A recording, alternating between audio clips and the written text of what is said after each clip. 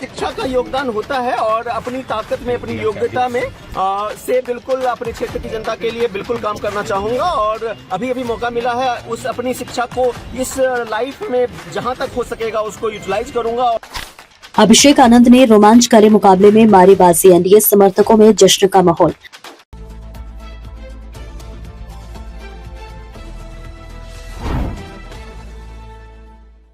नमस्कार, स्वागत है आपका बेगूसराय न्यूज प्लेटफॉर्म में। मैं हूं आपके साथ खुशी। आइए नजर डालते हैं आज की बड़ी खबर पर। विधानसभा चुनाव 2025 का परिणाम आते ही चेरिया बरियारपुर में राजनीतिक तापमान चढ़ गया। शुरू से ही कड़ी टक्कर वाले इस चुनाव में आखिरकार जदयू प्रत्याशी अभिषेक आनंद उर्फ न्यूटन ने महागठबंधन के राजद उम्मीदवार सुशील कुमार सिंह कुशवाहा को हराकर एनडीए के खेमे में खुशी की लहर दौड़ा दी। वहीं महागठबंधन के कार्यकर्ताओं के बीच परिणाम आते ही मायूसी छा गई। एनडीए समर्थकों ने क्षेत्र में अबीर गुलाल उड़ाकर जीत का जश्न मनाया। कार्यकर्ताओं का मानना है कि मुख्यमंत्री नीतीश कुमार द्वारा किए गए महिला सशक्तिकरण के प्रयासों का असर इस चुनाव में दिखाई दिया और बड़ी संख्या में महिला वोटरों ने जदयू के पक्ष में मतदान कर जीत का रास्ता साफ किया। मंजू वर्मा की विरासत को मिली नई उड़ान। जदयू की यह जीत सिर्फ एक सीट का परिणाम नहीं बल्कि पूर्व मंत्री कुमारी मंजू वर्मा की राजनीतिक विरासत का पुनरुत्थान माना जा रहा है। उनके परिवार की राजनीतिक यात्रा हमेशा से प्रभावशाली रही। 1980 में दादा सुखदेव महतो विधायक बने। 2010 और 2015 में माता मंजू वर्मा ने 2 बार जीत और मंत्री का पद हासिल किया। 2020 की हार के बाद मंजू वर्मा ने अपने पुत्र अभिषेक आनंद को राजनीति में उतारा और मात्र 5 वर्षों में उन्होंने राजनीति की बारीकियों को सीखकर चुनावी मैदान में दमदार प्रदर्शन किया। इस चुनाव में उन्होंने पूर्व मुख्यमंत्री सतीश प्रसाद सिंह कुशवाहा के पुत्र सुशील कुमार को मात देकर अपनी क्षमता साबित की। हर राउंड में बदलता रहा खेल। 27वें राउंड में लगी जीत की मुहर। चेरिया बरियारपुर की मतगणना पूरी तरह रोमांच से भरी रही। कभी जदयू आगे, कभी राजद, स्थिति लगातार पलटती रही।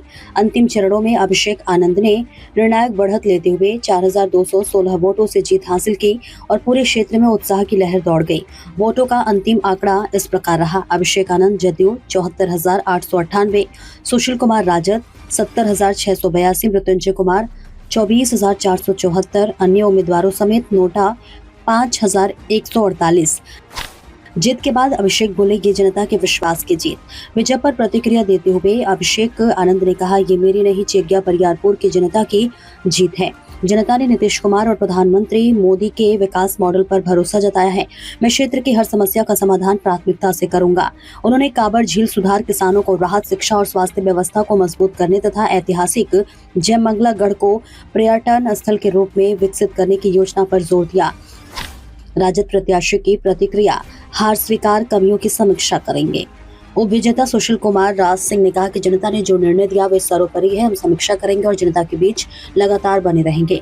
चेरिया बरियारपुर का ये चुनाव सिर्फ परिणाम नहीं बल्कि राजनीतिक विरासत, जनविश्वास और विकास की उम्मीदों का प्रतीक बनकर सामने आया है। अभिषेक आनंद की जीत ने जदयू खेमे में नई ऊर्जा भर दी है और अब जनता की निगाहें उनके आगामी कार्यकाल पर टिकी है।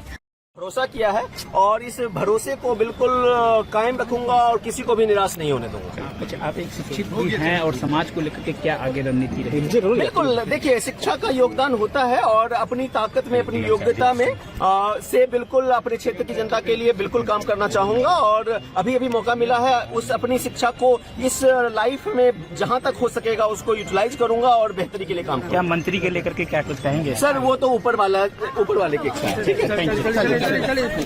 बेगूसराय के चेरिया बरियारपुर से बेगूसराय न्यूज प्लेटफॉर्म के लिए दिवाकर कुमार की रिपोर्ट। खबरों में अब तक के लिए बस इतना ही। फिर होगी आपसे मुलाकात ऐसी ही एक और बड़ी खबर के साथ। तब तक के लिए नमस्कार और देखते रहिए बेगूसराय न्यूज प्लेटफॉर्म। अगर आप हमारी न्यूज को YouTube पर देख रहे हैं तो हमारे चैनल को सब्सक्राइब करें और तुरंत नोटिफिकेशन पाने के लिए बेल आइकन को प्रेस करें। अगर आप हमारी न्यूज को Facebook पर देख रहे हैं तो हमारे चैनल को फॉलो करना ना भूलें। धन्यवाद।